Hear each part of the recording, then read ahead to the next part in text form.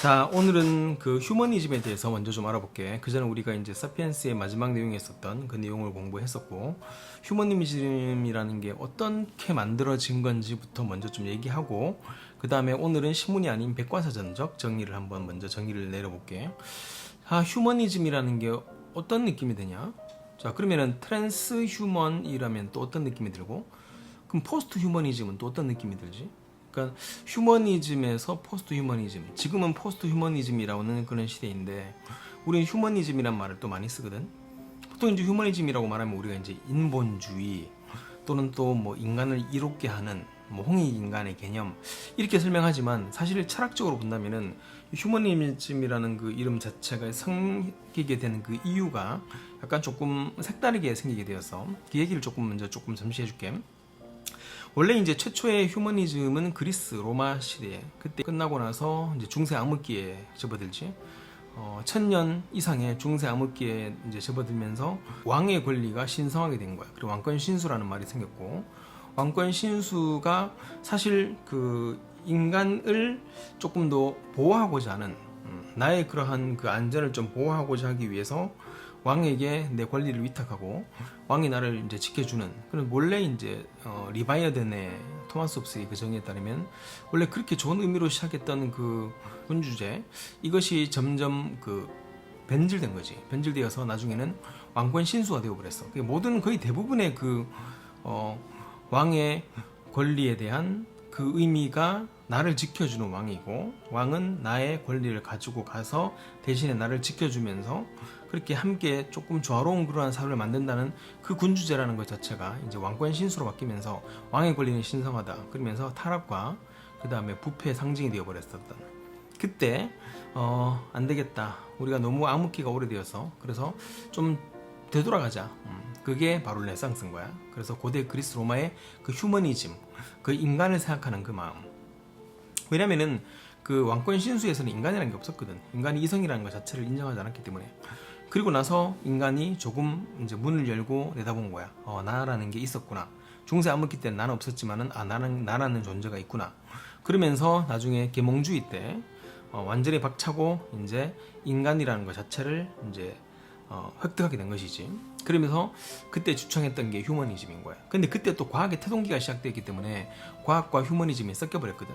그러니까 과학과 휴머니즘이 섞였다는 것. 그러니까 과학의 이제 태동기, 과학이란 게 있고 휴머니즘, 인간이란 게 있다. 그게 합치면서 과학은 정답이 있는 거잖아. 그러니까 결국에는 완벽한 절대적 진리가 있다는 그 말이 되는 거라고. 그러니까 그 진리가 뭔데? 그게 바로 천부인권이야. 그리고 그 진리가 뭐지? 그게 인간은 이성적 존재이며 인간은 권리가 있다는 그 말 되겠지. 근데 문제는 뭐냐면은 보통 우리가 일반적으로 처음 무언가를 먹잖아.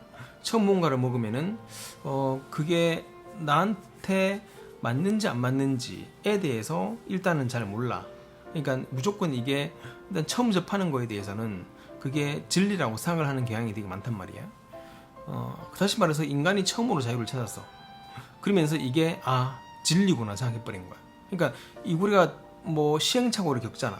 근데 처음으로 인류가 탄생부터 그리스 로마 잠깐 있었고 그 이전과 그 이후로 전혀 없었던 그게 프랑스 혁명 때 계몽주의가 되면서 인간이 이성을 찾으면서 이게 과학과 합해지면서 이게 절대적 진리라 이렇게 돼버린 거야. 그래서 휴머니즘이 절대적 진리가 되면서 인간 중심이 되었고, 이전의 신본주의 중심에서 사실 조금 뭐 타락한 그 왕권 신수 때문에 신본주의가 무너졌지만은 신본주의가 완전히 그렇게 나쁜 의미는 아니거든. 어쨌든 문제는 뭐냐면은 진리는 생겼다. 진리는 뭔데? 인간의 이성이다.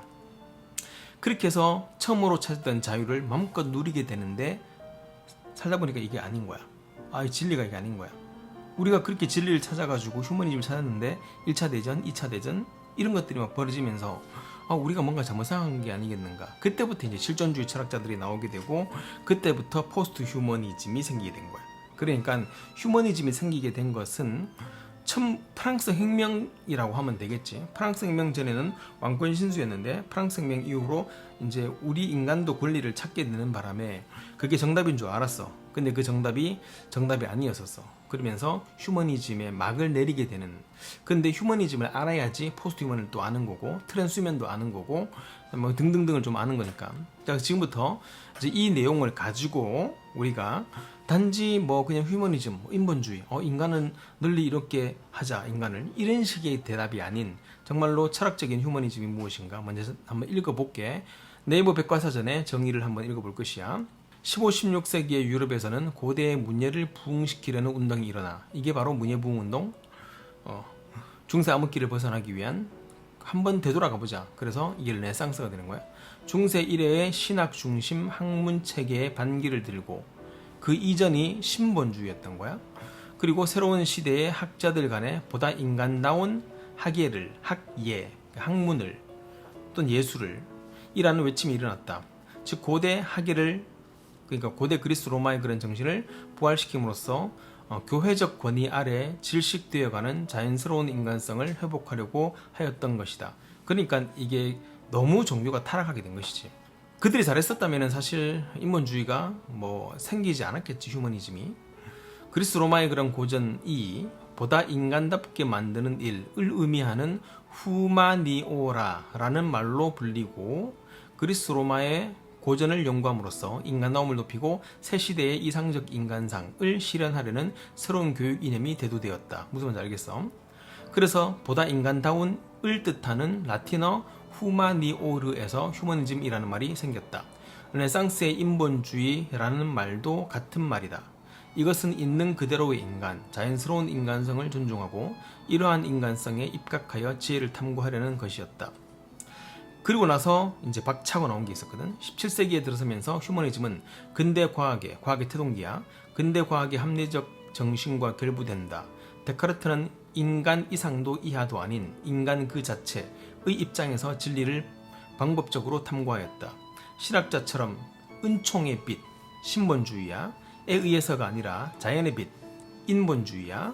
에 의해 세계를 인식하려고 노력하였고, 수학적 방식으로 학문의 확실한 기초에 도달한 지점에서 출발하여 인생의 유용한 지혜로서의 철학 체계를 완성하려고 하였다.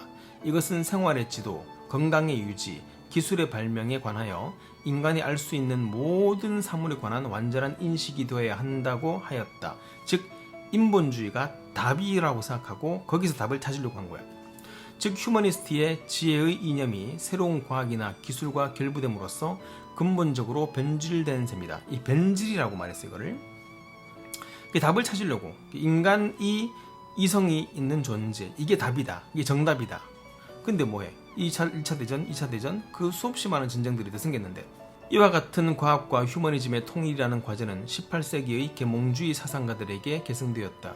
그 시대의 휴머니즘은 과학적 합리성을 단순히 자연에 관해서 뿐만 아니라 사회, 정치, 경제 등 각 분야에서 걸쳐 추구하여 인간성을 한없이 확충하려고 하였다. 왜? 이게 정답이니까. 그들은 이게 정답이라고 생각했으니까. 이와 같은 과제의식이 18세기 계몽주의의 부산물이라고 할 수 있는 진보의 관념을 낳게 하였다. 인류는 새로운 기술의 힘을 구사함으로써 수많은 어려움을 극복하고 틀림없이 한층 커다란 행복을 실현할 수 있다는 이야기이다.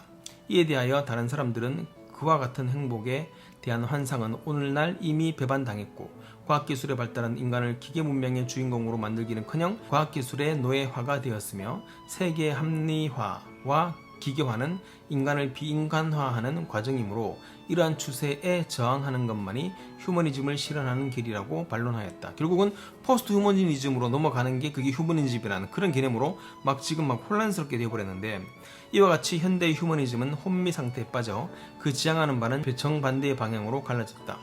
다같이 인간다움을 추구한다 해도 그 인간성을 어떤 방향으로 확충해 나가는가가 문제가 된 셈이다.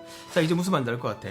그럼 결국에는 이 휴머니즘이라는 것 자체가 이게 정답인 줄 알았는데, 그것이 깨지고 이러면서 도대체 그러면은 답이 무엇이지? 또 새로운 답을 찾아 나가는 것이야.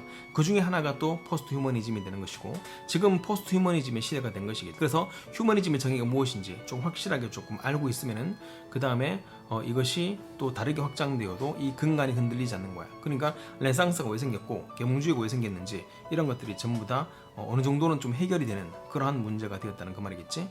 이 정의를 가지고 또 휴머니즘을 조금, 포스트 휴머니즘을 조금, 그 다음은 그러면 당연히 트랜스 휴머니 되겠네. 왜냐면 휴머니즘에서 포스트 휴머니로 넘어가는 그 시기이기 때문에.